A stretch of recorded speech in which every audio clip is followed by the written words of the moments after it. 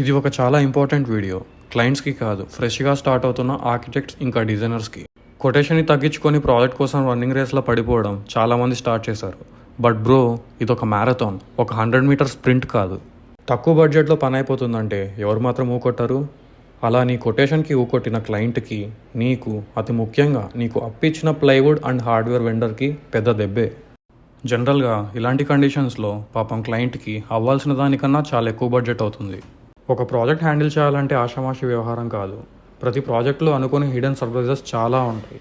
For example, ఒక 10 వెండర్స్తో మాట్లాడి మెటీరియల్ని మంచి ప్రైజ్కి తెచ్చుకున్న మనం వర్క్ తాలూకా వేస్టేజ్ గురించి కనీసం గెస్ కూడా చేసి ఉండం.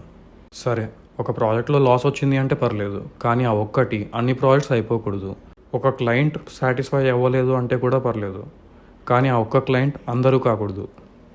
And by the way, I'm not saying only experienced డిజైనర్స్కి మాత్రమే ప్రాజెక్ట్ ఇవ్వాలని.